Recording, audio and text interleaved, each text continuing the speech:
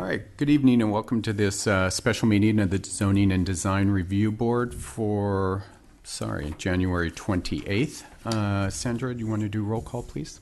Member Scoggins? Present. Member Cook? Here. Member Janes? Here. Chair Durham? Here. Let the record reflect that Member Laz is absent at the moment. She's at the Oh, okay. the other location. Excuse me Be one here second. shortly. Yes. She didn't get the memo. Excuse me. I apologize. We're at Town Hall right now.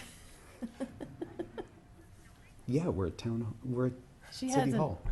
She Yeah. hasn't been at this for the DRB. It's in the middle of town. The No, one that not just yet. got She started retrofitted. over there. Our We old announced the space. new The next Yes. school. the return location at the last meeting. Yes, she did. No, yeah, She did. just come up. This would not be Bye. happening right now. I know, it's fine. On the cell Thank phone. you. I love Yountville. I love small town. All right, so with that being said, Commissioner Laz will be here momentarily. Okay. We can do the Pledge of Allegiance without her, though. That'd be good.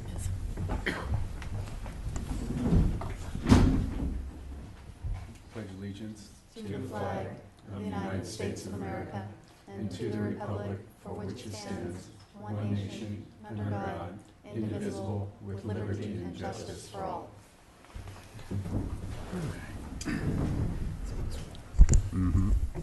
So first thing we'll do is move to adopt the agenda. Are there any changes or any concerns from any of the committee members?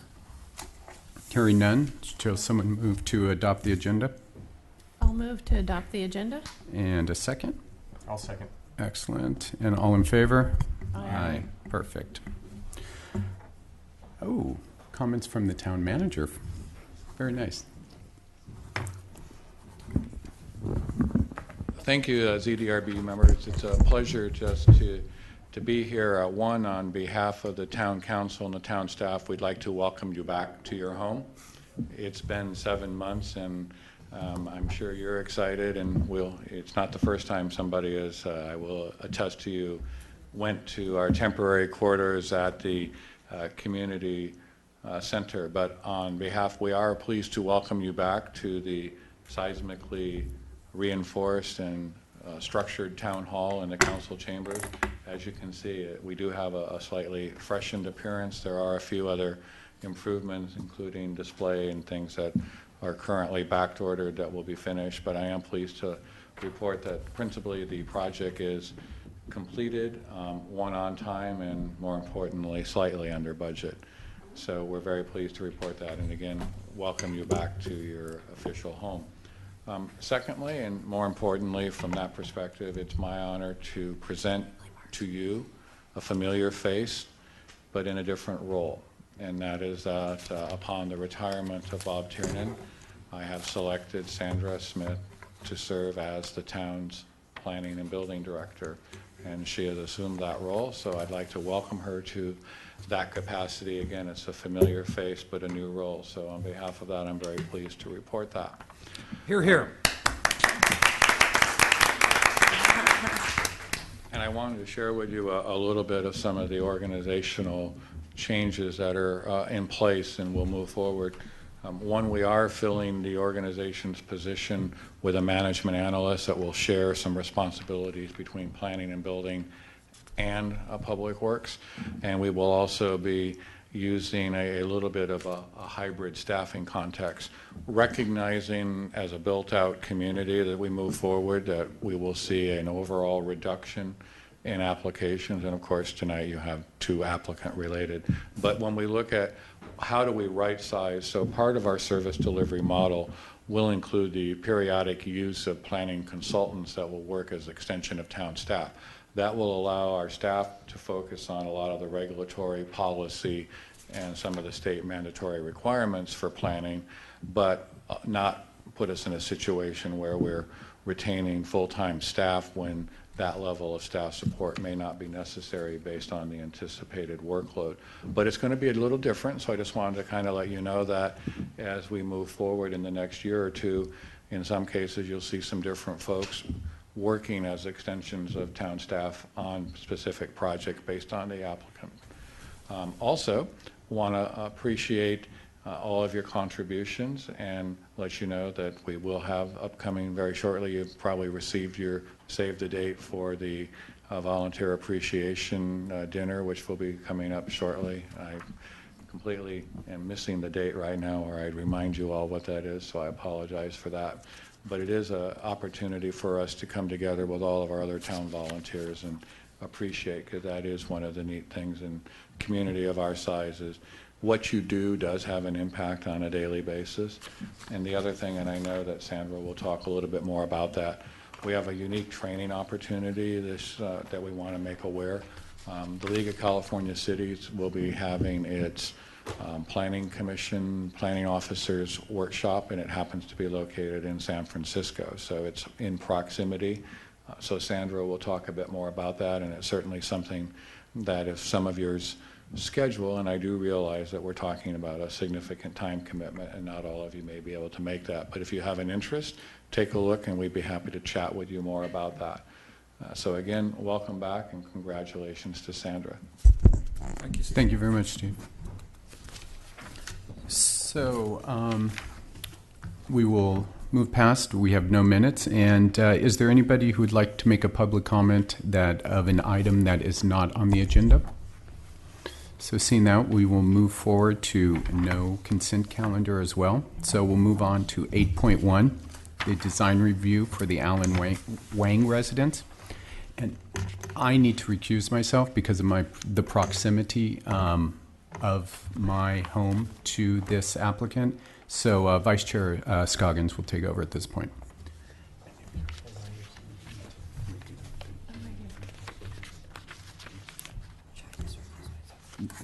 Just say that you know you're We'll within we'll wait proximity. for them to leave, and we'll start. Or him.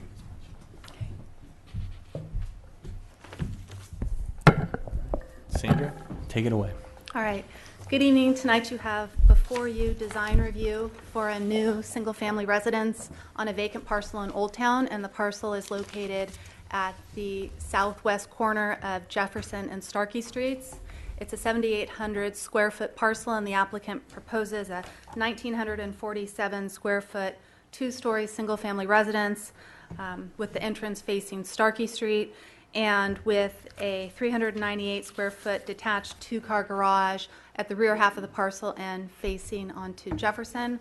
Above the garage will be a 297 square foot granny unit. So what you see here are the drawings of the residence, and it is a board and batten structure that will have a gabled roof line of various pitches and different roof lines. The building will be set back a minimum of 10 feet from both side and front property lines that face the street, and you'll see that these setbacks increase with this step back design as the building increases in height. The proposed plate height for the first story of both buildings is 19 feet 10 inches, with the single family residence reaching a height of 23 feet 6 inches and the second dwelling garage reaching a height of 25 feet 6 inches, or 25 feet 8 inches. This shows the two elevations that face the interior of the property. Here you have the color renditions that are provided in your packet, and it shows a neutral body tone with creamy white doors, garage doors, and barn doors for the garage. There are two porches for the proposed property. One is the main porch, and it's an approximately 110 square foot front porch facing Starkey. The other is a larger side porch off the main living area, and it's approximately 320 feet at the property's northwest corner. The porch will have black iron railing, and you'll see this motif repeated at the fence along the front property line, a 3-foot tall fence that's alternating segments of black metal and stone. You'll also see it in a trellis that's on the east elevation, and as a structure connecting both buildings running in an east-west mode between the main residence and the garage. The applicant proposes 2 parking spaces for the main dwelling, and these will be accommodated in the garage. And a 3rd space for the second dwelling is proposed to the south of the driveway. There's a landscape plan in your drawings that shows a complete re-landscaping of the property, and the focus of that plan is on low and moderate water use classification plants.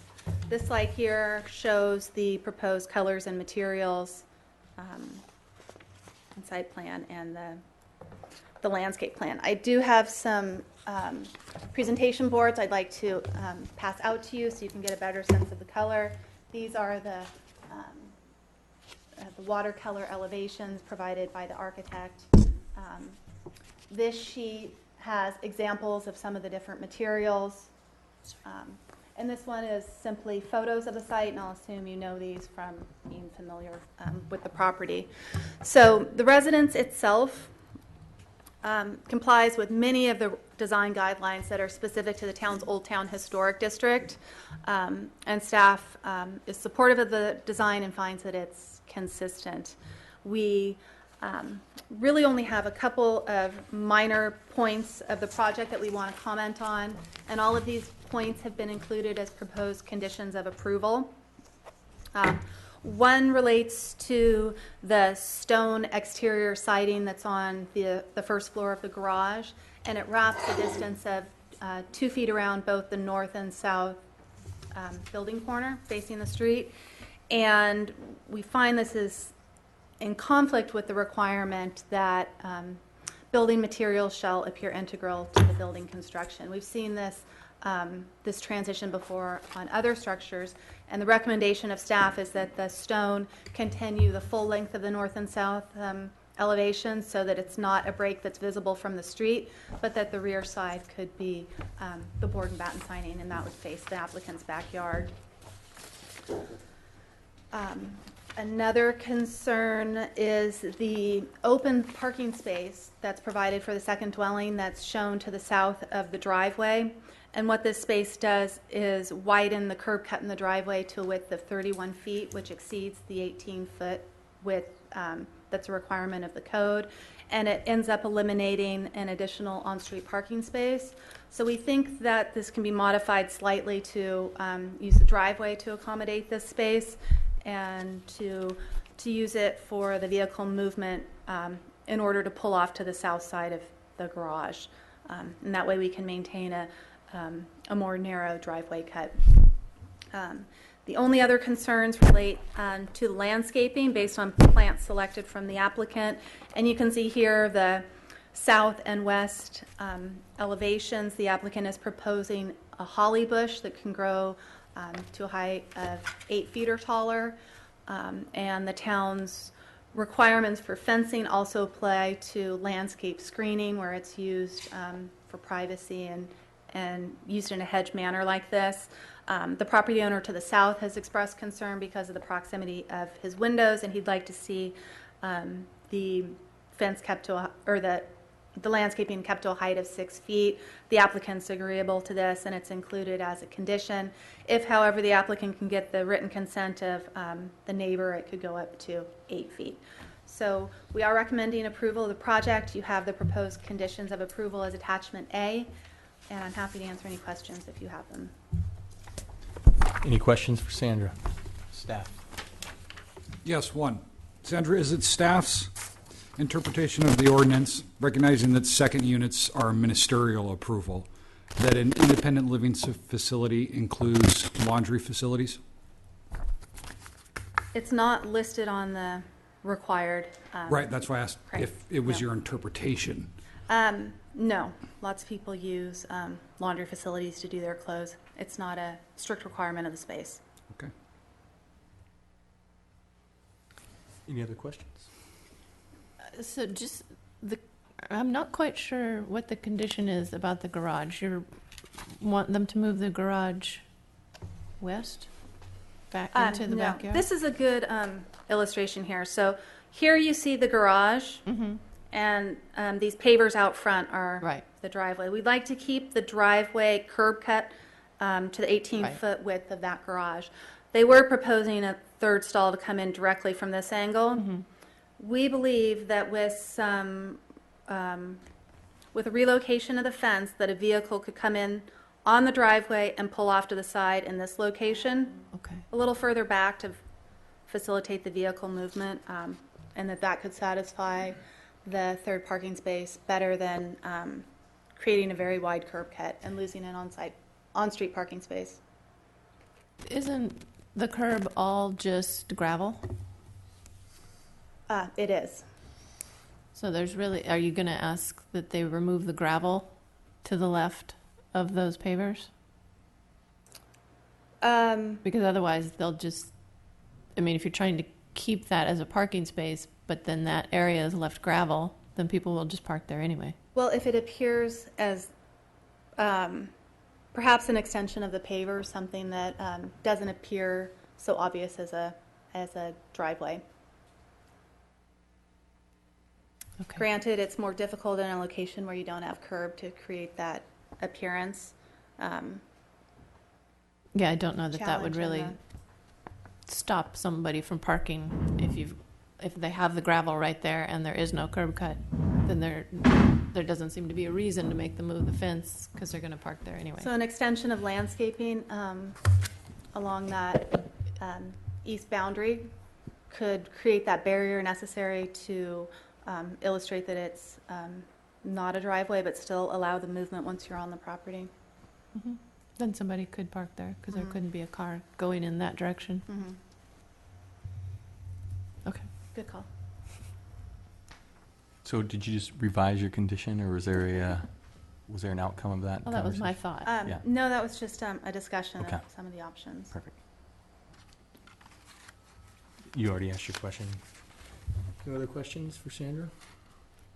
All righty. I guess we will hear from the applicant. Let's open the public hearing and then hear Public from the hearing first, applicant. sorry. Yep.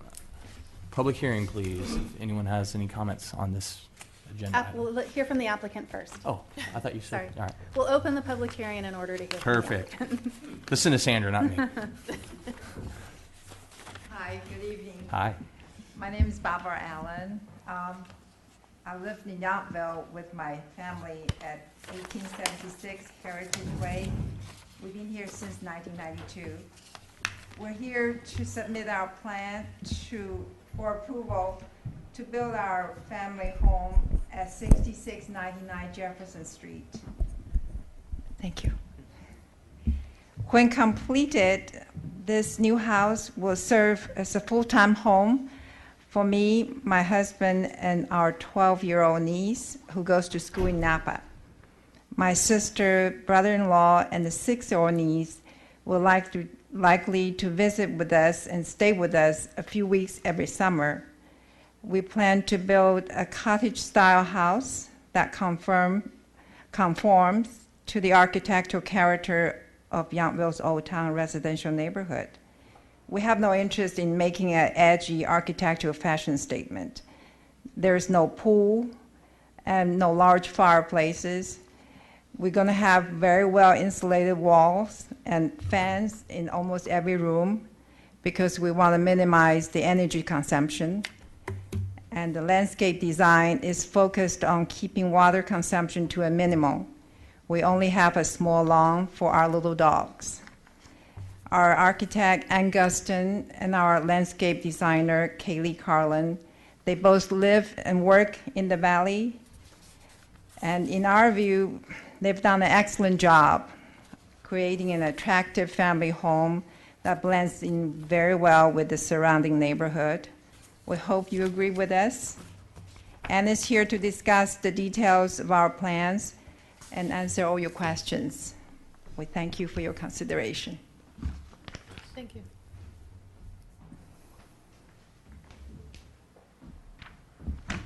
Good evening, ladies and gentlemen of the ZDRB and staff.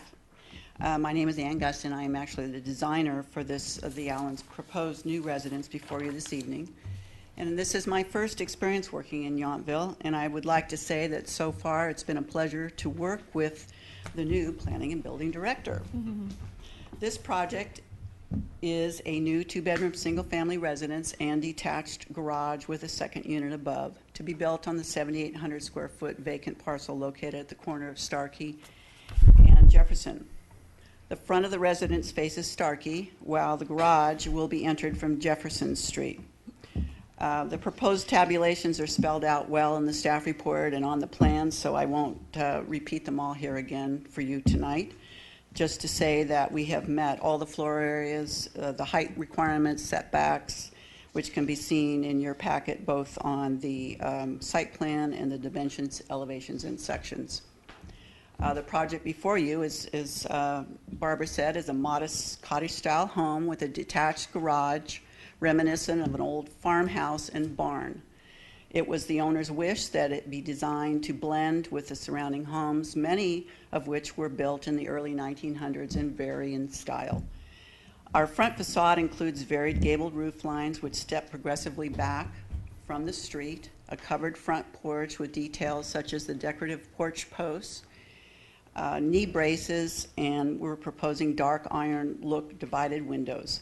The house is covered in board and batten siding in a tone-on-tone muted color, which helps the home to blend in an understated way with the eclectic nature of the surrounding homes. The front door is a simple cottage style painted in a soft white. From Jefferson Street, the view is from the residence and detached garage and second unit. The board and batten continues around the house and is embellished with knee braces and, again, decorative vents. We are proposing the two metal trellises, one of which is on the house mounted on the Jefferson elevation, and the other one is a long trellis which will help to join the garage and the house together and will run the full length of the back of the house. The trellis on Jefferson was added to help add some interest and color to that particular elevation. The garage is reminiscent of an old barn and will be covered in a combination of locally derived Cyrus stone on all sides of the lower elevation as requested in the staff report, with the board and batten siding above. Again, we will accent that elevation with knee braces, corbels. We're proposing a pair of faux barn doors above and a cupola. The stone finish although more costly to the Allens, will help the garage achieve that rural rustic look of an old garage barn structure and be compatible with several other homes in the vicinity using that same similar material of the Cyrus stone.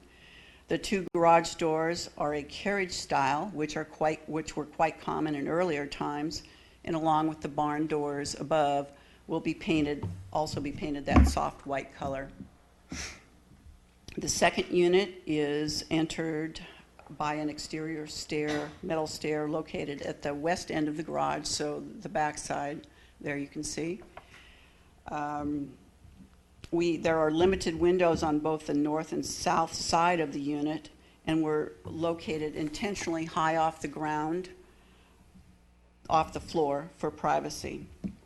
Our selected roofing material is a high definition asphalt shingle in weatherwood color. And I would like to note that our first choice was really to use the corrugated metal roofing, but we made the change to be more consistent with the historic standards and to minimize any glare to the neighbors. Now I'd like to take a brief second if you'd like to see the selected materials we have. I have the paint color, which is probably much more accurate than all the photos. I can just show you these. So this is our proposed color of the siding. And then we are proposing soft white wood for the door, the barn doors, and then the garage door. And there was a little bit of question early on, I don't know if it's come up again, but this is our product that we're proposing for the siding. It's called a Breckenridge siding, and it's a plywood with a overlay of a material that is rough sawn, and then we will paint it in a solid paint color. And it's very nice, been used many times throughout Napa. And then, I don't know if you have any other comments on our questions. We have our roof and siding are all similar tones. The trellis and the, as you can see on the photos there, the trellis and the fencing is a dark metal, wrought iron look metal finish. And our windows, we haven't selected exactly the color yet, but we're proposing probably a darker colored metal window. The company we were going to use apparently has gone out of business, so we're revamping that a little bit. So if you have any questions on the materials, I'm happy to answer. Otherwise, I'll go on with the landscaping. No. Nothing? Okay. Pray continue. So the landscape plan was prepared by Kelly Carlin, who unfortunately could not be here tonight. So and Sandra did a good job of discussing it, but I'll just go through quickly. As you can see on the plan, on the Starkey side and also the Jefferson property line, we have the metal fence segmented with the stone, which helps tie the two between the stone wall, 3-foot wall, and the garage. I think it helps to blend those materials all the way around the property. The street yards are landscaped with a variety of plants and grasses. We have stepping stones, and a lot of the area is covered with mulch.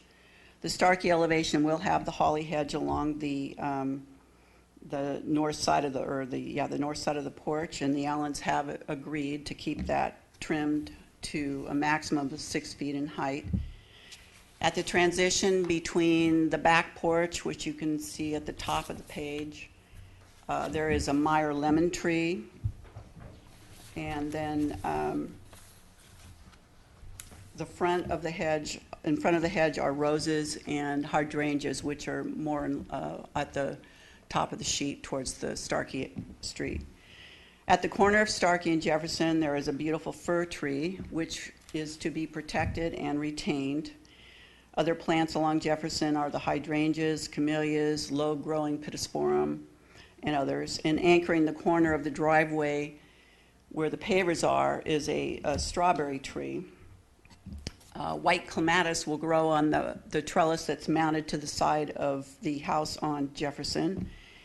And then on the larger trellis that will be connected between the two buildings, we will plant several lavender trumpet vines. So I think it's going to be a very nice color, combination of the colors of the gray or the purple and the whites, and there's some pinks and the grasses. To create a softer look, as Sandra talked about earlier, we switched from the pavers to gravel for the extra parking space to the south. A hedge of castle wall holly is proposed along the existing fence on the south property line, which would be on the left side of the sheet there, and will extend from the front there all the way to the back towards the west. And again, the Allens have agreed to keep this hedge trimmed to a 6-foot height as requested by the neighbor. The fence and the gate to the south of the garage will be a similar style attached to the garage and runs to the south where the extra parking space is. Will be a similar style of Borton Bad siding to create that fencing.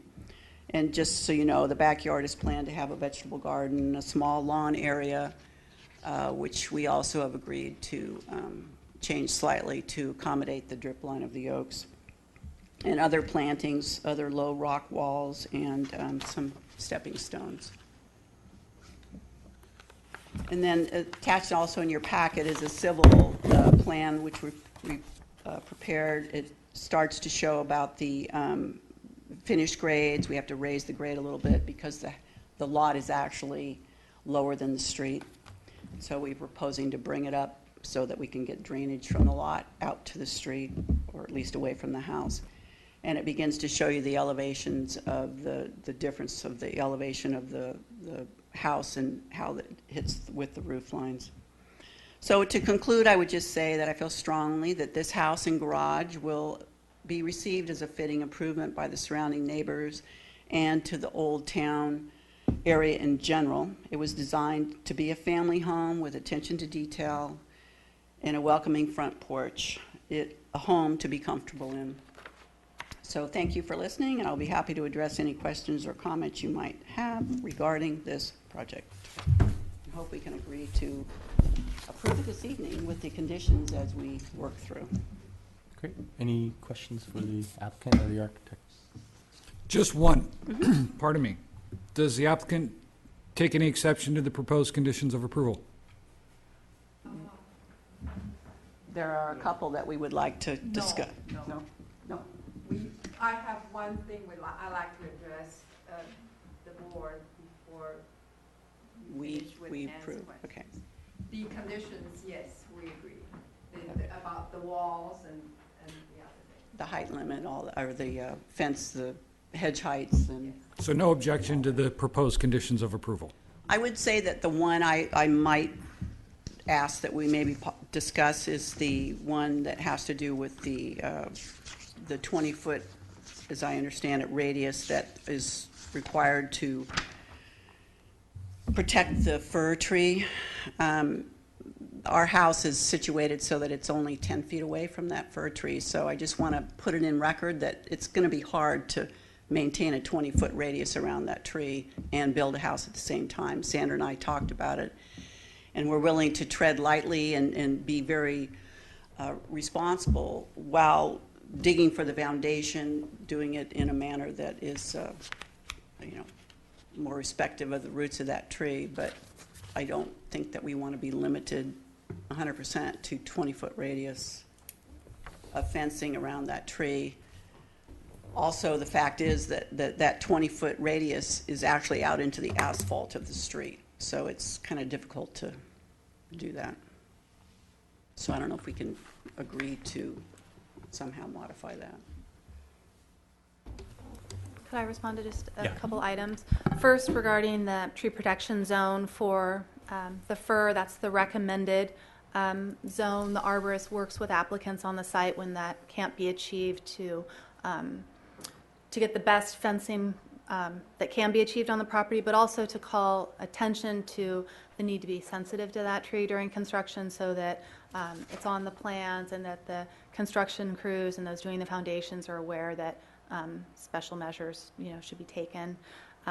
Also, I wanted to just clarify one of the conditions that I realized was probably a little unclear, and that's number 9, and that's related to landscaping that's used as screening. And we spoke about the height on the south and west property lines where it's limited to a height of 6 feet. When it's located in the front yard, it's limited to a height of 3 feet, and the hedge that's to the north of the porch is within that zone, and the condition actually requires that section to be kept at 3 feet. So I wanted to make sure the applicant understood that. Actually, I think the hedge is actually along the 10-foot setback line. There's a 3-foot differential between the front of the living room and the covered porch, and that's where the proposed hedge would be. So it would actually be more or less in the 10-foot setback zone. Granted, it's really close here. You can see it's pretty much in line with the building edge, and a strict interpretation of the code would mean that that's 3 feet unless it's clearly beyond that area. And I'm really raising the sensitivity to the fact that we don't want a dense hedge on the street that closes off the frontage. So it would seem to me that the applicant, with respect to the height of the hedge, is not asking for an exception for the design standard. You're just highlighting a particular enforcement issue that when it's put in, just like the building shouldn't suddenly grow to being 25 feet tall, Correct. that the hedge needs to be properly located. Right. And it's noted as a condition specifically. Right. Okay. So if we're able to put that hedge within that, beyond that 10-foot line, the setback line, then we should be okay. And so the issue about protecting the Douglas fir, is it a fair interpretation that condition 22 gives us the way to get purchase to say the tree protection zone can be modified, since that can be incorporated into the final tree protection plans that are reviewed by staff and approved before construction? Yes. Okay. Okay. I have one other question of the applicant. Do you intend to provide at least hookups for laundry facilities in the second unit? We had not discussed that. We have what's required, which is the kitchen, full kitchen, a bathroom, I guess it hinges on the question of what is a complete independent living facility. Well, I would say that I've lived in apartments in my day where there weren't laundry facilities, and you go and you do your laundry somewhere. If it's not their intention to lease it out or rent it out, it's for their relatives to come and stay. So they would be using the facilities in the house more than likely. But should the house sell, I would think, and somebody else decides to lease it out, it would be no different than somebody renting a place that didn't have laundry facilities. You would go to the laundromat. Which I don't know if there is one in Yountville. Napa. So I will urge you and be recommending it to my fellow board members that at a minimum provide the connections. A future occupant can decide whether to schlep the washer and dryer upstairs, but I think a reasonable inference of an independent living facility would include the ability to wash clothes, which, as noted, need not be in the unit itself. It can be some other place on the parcel. It could be a closet in the garage that's accessible from the outside. Doesn't actually have to be upstairs. So I urge you to, and the applicant, to consider that. And those are my only questions. Thank you. In the garage? Okay. Noted. In the garage. Very good. We'll open it up to discussion if there's no other questions of the applicant or the architect. Designer? Architect? All right.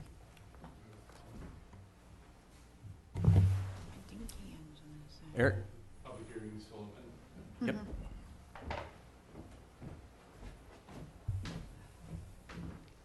Hello, Eric Hi, Knight, Eric. 6638 Jefferson Street.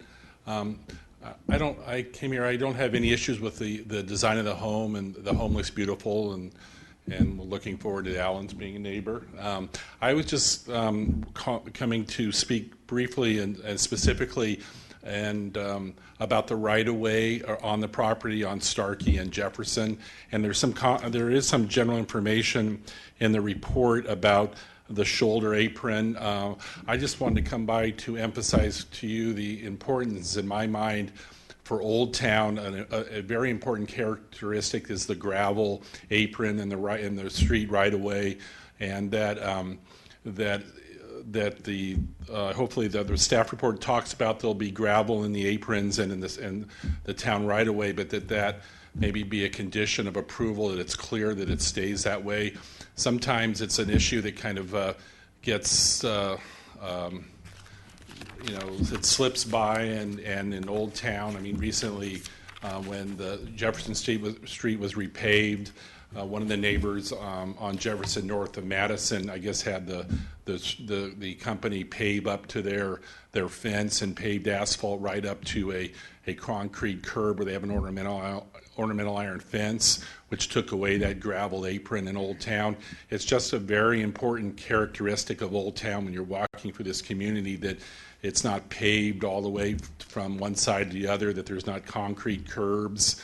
And so this home will be a wonderful addition to Jefferson Street in Yountville, but I'm hoping that it's just a reminder for not necessarily our planners, who are very careful, but our engineers and the building inspectors, that they follow that and are reminded that the shoulder aprons remain gravel and or the shoulder in the street right-of-way area. So that somehow in press it continues to be an important characteristic we encourage in Old Town when we remodel or build new homes. So thank you very much, and I appreciate all that you do for the community. So thank you.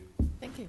Can I try to address Eric's question? Yes. From my perspective, one of the plan documents that we'll take action on tonight, the grading and drainage plan, clearly calls out gravel shoulder, so our approval, part and parcel, will incorporate these drawings. So I think that's providing the tie you're looking for, Eric. Okay, that good. any action taken tonight is based on these documents, which are included in the action.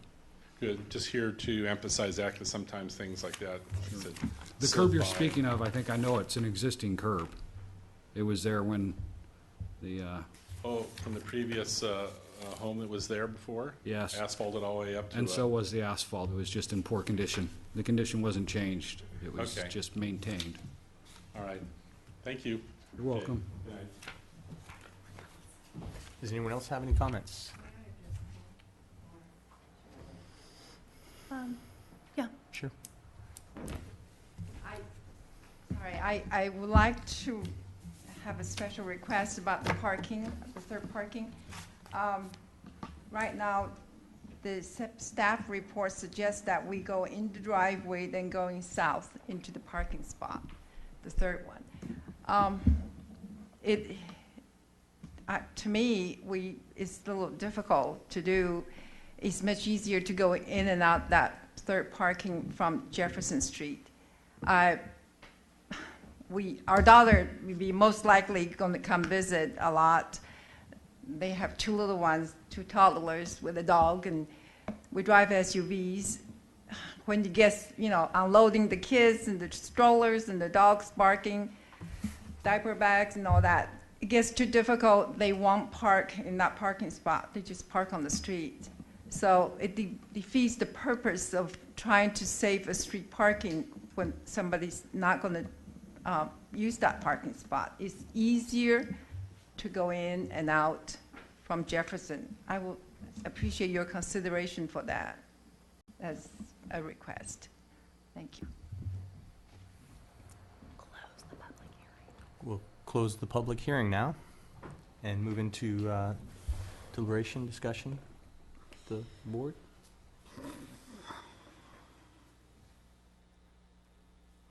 Anyone have any? I think it's a comments? lovely home. I applaud the applicant for hitting all of the checklist items. Great job on that.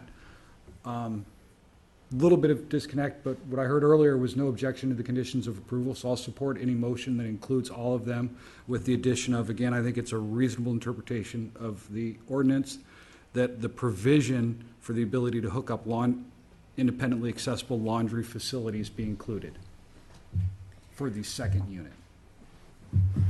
But again, lovely home. Thanks for hitting all the checklists. I think you did a really nice job. Jason, what are your thoughts on the gravel driveway, well, curb cut? It's in the conditions of approval. And we've heard two things. One was no objection to the conditions of approval, and then just a condition for it. I have a second unit at my home, and its parking spot is nearly 80 feet from the street. And three of On your property? Yes, and so 3 vehicles, my wife and I and the second unit, all enter an access that's about 14 feet wide, 80 feet from the street, so it can be done. And I think that we should enforce the ordinance of 18 feet. I agree. Karen? I agree. All right. I agree as well. So, Jason, you want to make a motion? I move to approve the application as presented, including all conditions of approval as listed in attachment A, with the addition of number 34, that the applicant shall show that the final building plans include the necessary plumbing and/or electrical service to provide for the future connection of independently accessible laundry facilities to the second unit. I'll second that motion. All in favor? Aye. Aye. Your project was approved. Beautiful house. Good night. It'll be a nice addition to the neighborhood.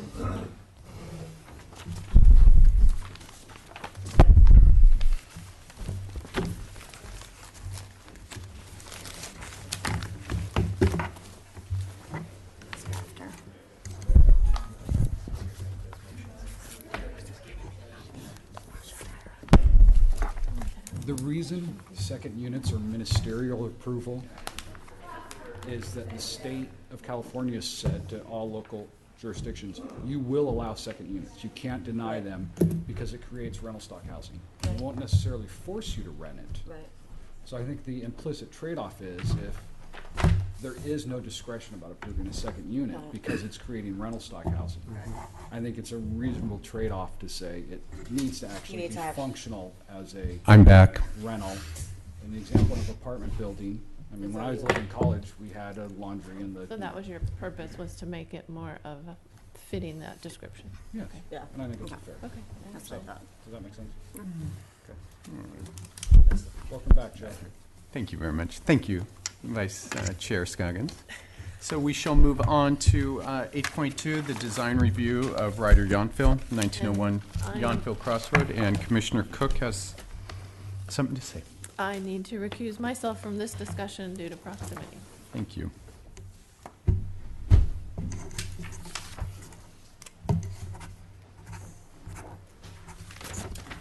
Very good, Sandra. Right. Tonight you have before you design review for the exterior material and color plan for each of the residences and the final landscape and irrigation plan for the yards at the Vineyard Oaks project. Here you see a site plan of all of the lots and an overview of the proposed landscaping. This is really the only one I have of the site as a whole because we don't have color renditions for each of the lots. So look at it more conceptually this way. Each of these slides shows how the primary component in each of the plans is a low water use classification palette that's shown in the green. The orange bands are also a low water use classification, but these areas consist of a native plant mix for the bioswale and just very small areas of lawn like you see right at the middle of this one are proposed, and that lawn is at the affordable fourplex. You see lawns on some of the other parcels and then the oak trees really down at this end. So like I said, the focus of this plan is a palette of low water use classification plants, and staff is very supportive of that. That's in keeping with some of the guidelines in the code. It's also a great thing to do when we're in the midst of a drought here and to plan ahead for low water use plants. What you also see on the plan, I'll go back to this first one, are many new trees, and there are 20 new mitigation oaks proposed for the property. As I note in the staff report, 20 mitigation oaks are required, only half of which must be planted on site, but the applicant has chosen to plant them all on site. What this development as a whole will mean are impacted views from the other side of the street, which was to be expected because of the houses themselves and the landscaping. The oaks themselves, however, probably have the greatest potential over time to block views. However, staff looks at the impact of the existing oaks at the south end of the property, which really create part of the Napa Valley landscape, and that they are not negative anyway, plus they're a mitigation measure. The applicant, however, is proposing a row of Italian cypress on the affordable housing parcel. There are approximately 20 along this edge here, and while cypress doesn't grow as tall as an oak, it can reach heights of 60 feet, and presented in a semi-hedge manner like this could have an impact on views, so we're suggesting that this part of the plan be eliminated. Going back to the oaks, the town's arborist has reviewed the plan, and his main concern were the tree protection zones under each of the existing oaks and a 10-foot exclusion zone for landscaping and irrigation within those trees. It looks as if it's the applicant's intent not to plant within that 10-foot exclusion zone. However, there was some pages of the drawings that were not clear, so we reiterated in these drawings that there would be no planting in those trees. We've also included the heritage oak that's on the adjoining parcel to the south, and there's a live oak that's at the street right at the property boundary that we'd like to see a 10-foot exclusion zone maintained there as well. So those are included as conditions. The arborist also looked at the decking and patios and the fencing where they occur beneath the oaks, and he was generally okay with all of them, except he is recommending that the decks be raised and suspended slightly to create airflow for the oaks, and then to allow mulch to be reapplied over time, and the applicant's okay with that. And then where the fences are beneath that tree protection zone, he's recommended pier and beam foundations that are carefully placed with the footings are placed with the supervision of an arborist. And again, the applicant agrees to those as well. So we are supportive of the landscaping with the simple changes that are recommended, and those are included as conditions. We also, I wanted to show you photos of some of the plants that are selected. Really nice, complete landscape plan that includes these photos. They're in your packet too, but you can see there are, many of them are native and the low water use plants. The landscape and material plan is also part of this approval before you tonight. As I mentioned in the staff report, the colors didn't reproduce well, so I have the original color boards, and you can take a look at these. They, neutral colors are represented, but there's more variety in these colors than were originally presented by the applicant. And I do want to mention that earlier there were 3 standout colors that were proposed, and I'll just remind you it was this, the yellow, this sort of minty green, and this sort of eggshell blue, robin's blue. And those have been eliminated for more of the neutral colors that are here, and staff is supportive of those colors. I can also provide the renderings of the elevations if you want to take a look at those, and that shows how the buildings will be dispersed on the street as you go down from one house to another. So we're supporting both the material and color plan and the landscape and irrigation plan, subject to the conditions of approval that are noted in attachment A, and I'm happy to answer any questions if you have them. Thank you, Sandra. Do the commissioners have any questions? Seeing none, we shall open it up to the applicant.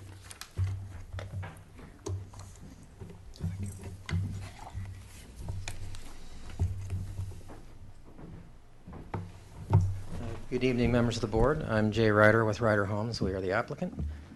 Thank you, Sandra, for the staff report. I do have, the remaining people in the audience are all part of our team.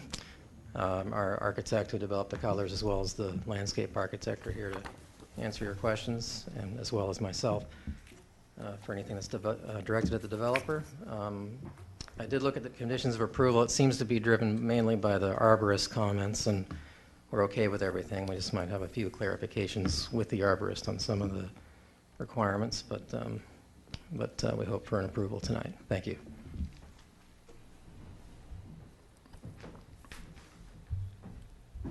Good evening, Dick Hunt, the architect. Very briefly, Sandra described the idea with the colors. We wanted to provide more depth than you saw last time was the biggest idea, and reproductions are hard to assess in that regard. I think the chips are the best way, but we do want to stay in a certain family. I think it'll be important to capture the modern farmhouse feel we're after. But again, we tried to broaden within that beige neutral tone, broaden the depth of those colors, and get rid of the ones that seem to stand out as a little awkward. Thank you. Hi, my name is Kevin Levesque. I'm the landscape architect, and basically I think she hit all the highlights of the plan. I like to say we consider the oaks an asset, and I think we're really working hard to try to keep them and maintain them. I think they add value to the project, so we're willing to work with the arborist pretty diligently to save them. And I think, you can see what's happening with the climate now, the weather we've had. So we've tried to do a low maintenance, low water use landscape that's attractive year round and has a diversity to provide some habitat for, butterflies and birds and things, and maintain views into the orchards or the vineyards. So if you have any questions, thank you. I actually have one question for you, just regarding the cypress that staff mentioned removing. Yes. Is that going to be a problem? No, but in defense of that, the concept, originally we came back to design review on the 4-unit apartment, and one of the concerns was sort of screening the 4 units because of the way that corner becomes a gateway into the city. So I thought if we could put Italian cypress, and I think they're pretty generously spaced, so I don't know that they cause that much of a screen, but was to create sort of a vertical landscape element that became a landmark at the corner when you came into the city and help sort of distract you from the apartment. So that was the idea behind it. If they're too close and it causes screens and, and screens views going back the other way, it's simple enough to remove them. Thank you. So, thank you. Any other questions from any of the members? Very good. Is there anybody, there's one person out there, anybody who has any additional comments on this at all? No? Perfect. Thank you very much, sir. Then seeing that, we will close the public comment and we shall discuss. Commissioner Janes? First, while it's not related to this application, I have a bit of experience in building, and I drive by your project twice a day, and I want to commend you for how tidy it is. Nicely done. It's worth, a lot of jobs are messes. This one's not, and I think that's nice, as the landscape architect mentioned, coming into town every day, that it's tidy. So I commend you. I also commend the applicant for doing the mitigation planning on site with all the oak trees. I think we should encourage that tremendously. If I had my druthers, live oaks would be the street tree in Yountville. So I think this is an easy one to approve. I was at the hearing when the fourplex was redesigned, and that was the big concern about people like me coming home or coming into town from the trail looking at the motor court. So I don't object to the cypresses for that reason, and we don't have any neighbors here objecting to it. So I'm fine with it. That's all I have to say. Commissioner Lass? I actually don't object to them either. I thought it would probably be beneficial, so. Very good. Commissioner Scoggins? I concur. Sorry, Sandy. Very good. I'm the only one who doesn't like Italian cypress. That's great. I'm surprised, but I am, given the understanding of it, I understand the other points. Everything else I think is great, and I'm excited to see this go into town. So shall someone make a motion for this? You're going to make us do it. You guys got to do it. I can't do it. Yeah. I'm not supposed to do it. So I'll make a motion, and I assume that these conditions are all, as you mentioned, fine with you. So with the conditions, I'll make the motion to approve. I would like to propose a revised motion, because don't the conditions include redoing the cypress? They do. It's number 9. Excuse me. So It's number 9. if I can offer an amended motion approving the conditions of approval I've presented, exclusive of number 9. Very good. Any discussion? I'll second that. Very good. Commissioner Scoggins is second. And all those in favor? Aye. Aye. Thank you.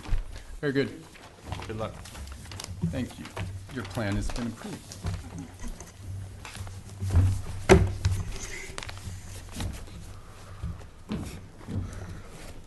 Oh, do you keep this over? Oh, yeah. Take one and pass it down.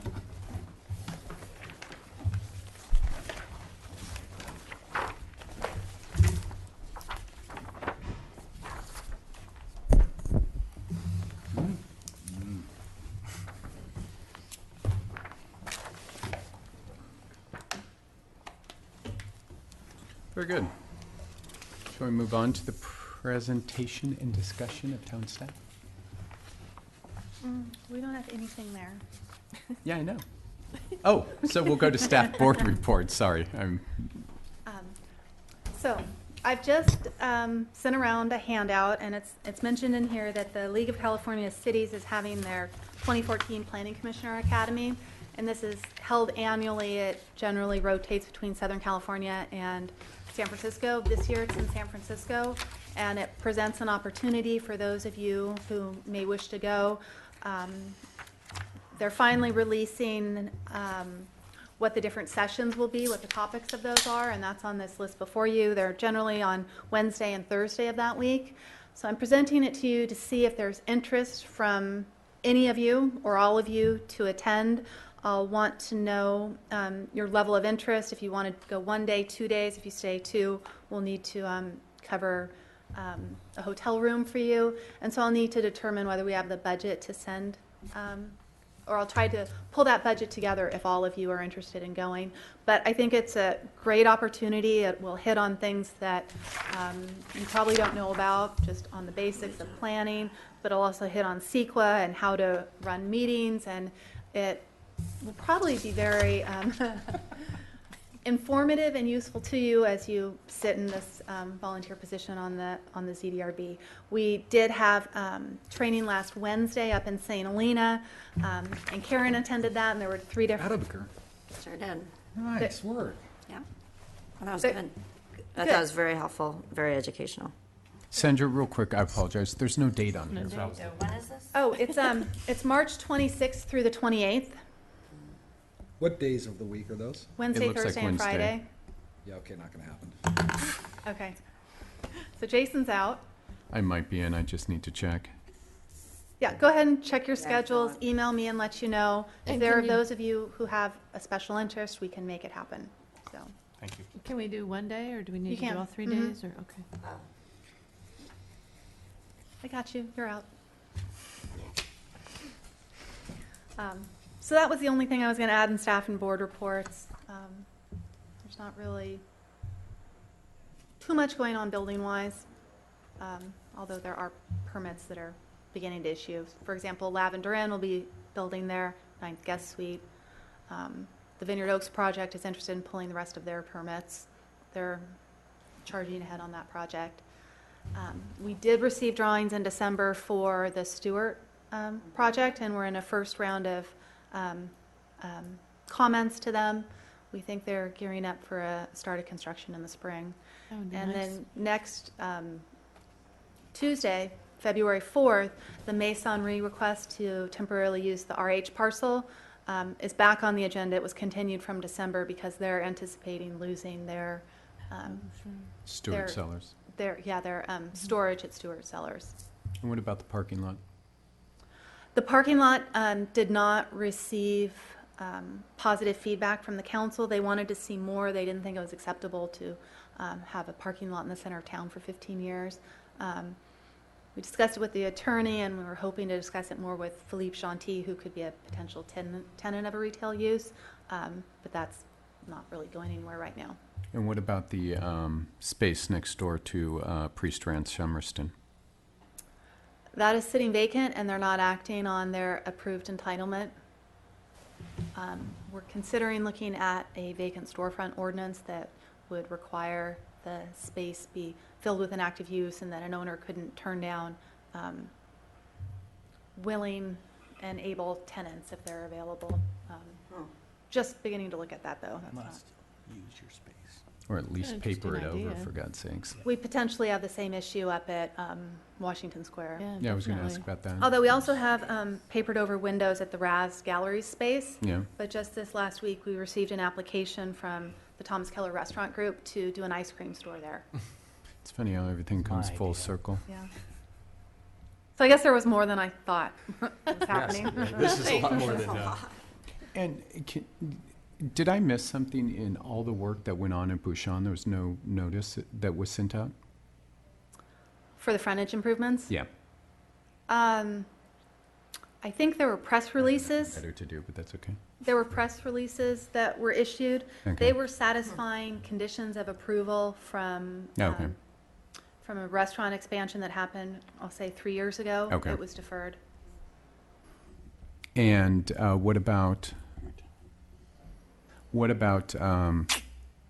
the rezoning for Keller Restaurant Group of the 2 homes? I'm working on the initial study that will be noticed tomorrow to go before the town council on February 18th. It includes the French Laundry parcel, the residential parcel, Bordeaux House, and Lavender Inn. And we have letters of support both from Lavender and Bordeaux to join that effort. And we're considering a new retained commercial zone district that would be different from the existing commercial zones in town. Very good. Thank you. Any other questions from any of the commissioners?